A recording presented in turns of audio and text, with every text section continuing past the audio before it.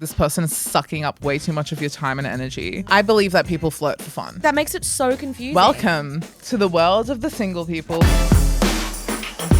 Welcome to the Bloom Chat. I'm Hameda, your brutally honest bestie. And I'm Sohan, and I will soften the blow for whatever advice she gives you because you know it's going to be truthfully, painfully honest. Oh my God, it's our season finale. Season 1 finale. What? Already? Oh my God, thank you all for your DMs. Cute. I love reading them. We've got a couple today. Yeah, we're going to go through some DMs today, which so is if you've fun. sent us a DM, just keep an eye out. You might hear your own words. The sealed section. Subject line. Help, I have feelings for my friend, but they don't return them. I have this guy friend. I've liked him every now and then, but as I mature, it has become easier to decipher my feelings. He has liked me before.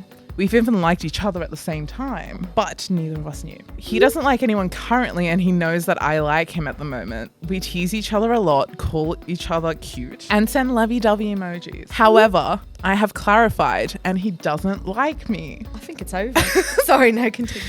I know my question might sound silly, but is there any way that he'll develop feelings for me naturally and we could become something? Most people say don't spend life waiting or hoping, but I just thought I'd ask. I've gotten asked for advice on this topic countless times by like many different friends. It's always the I have a friend. And you know what? It's because I personally feel like, in my own personal experience, is that friendship as like the foundation for a relationship is the best. Okay. I mean, I believe that if someone is literally stringing you along to the point where you're like, I still don't know how he feels. That's what it sounds like from this yeah, DM because right? he's using the lovey-dovey emojis. He's calling her cute. Yeah, come on. Like, if you don't like a girl, don't leave them on. Yeah, literally. Like, this it's that simple. This guy's the red flag. He's Yes. toxic. Friends cannot talk like that if you have a history of liking each other. I agree. And you don't have like a platonic foundation of friendship. Also, I don't know, but like if you're friends with a guy and you're like a straight woman or whatever, like if you're friends with someone and they're talking to you cutesy, like that's a sign. Some people just like flirting. I believe that people flirt for fun. With no intention. Yes. How the hell are you meant to like distinguish that? That's the issue though, is that you don't know. They're getting that initial like, oh my God, this person's my best friend. I love this person so much.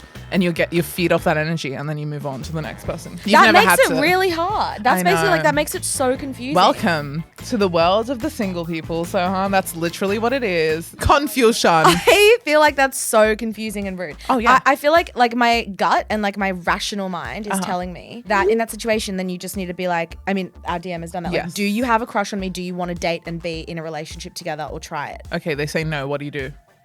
Honestly, then you just got to move on. If you hold on, you're going to come across desperate and he's going to get the ick.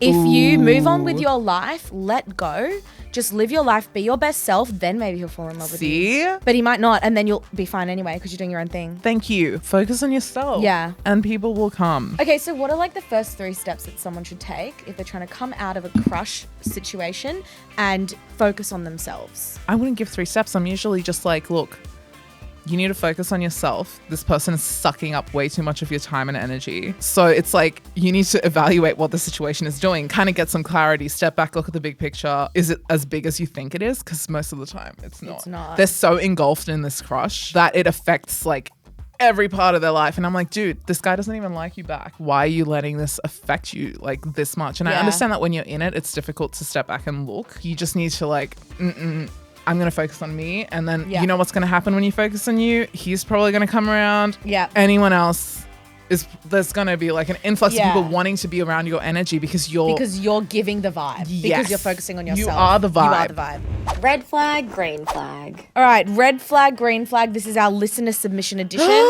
because we did get some DMs about this very topic that are very aligned. I am so excited. Subject line, I'm falling in love with my best friend. I, 19 years old, have one really close friend. I'll refer to him as Dylan, 20 years old. Dylan and I haven't known each other long, but his friendship means absolutely everything to me. He's proven himself to be a trustworthy, reliable, loyal, and honest best friend. 7 months ago, he introduced me to one of his other friends. I'll refer to him as Dante, 23 years old. Oh.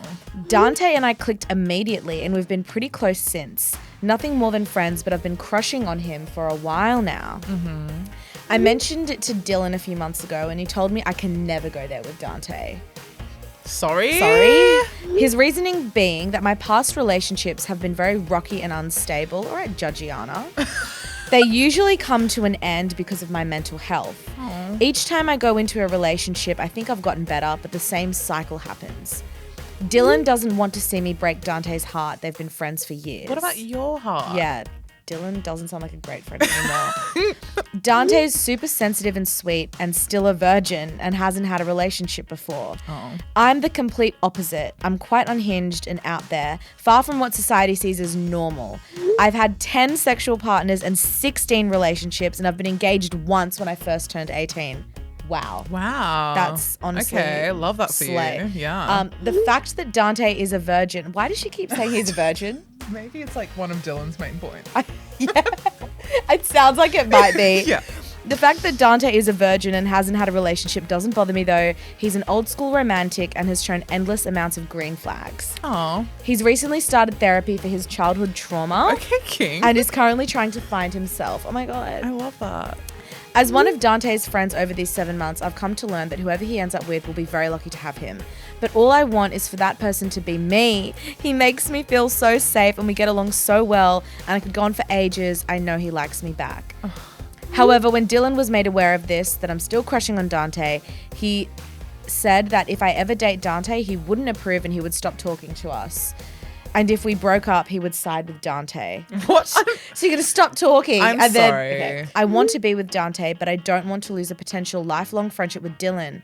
He does have a decent point as to why me and Dante wouldn't work out, but I can't help how I feel. What do I do? Oh my God. Okay, drop Dylan and get with Dante. Yes, literally Right? drop Dylan. The thing that confuses me is that she's saying that Dylan has been such a trustworthy, reliable, loyal friend.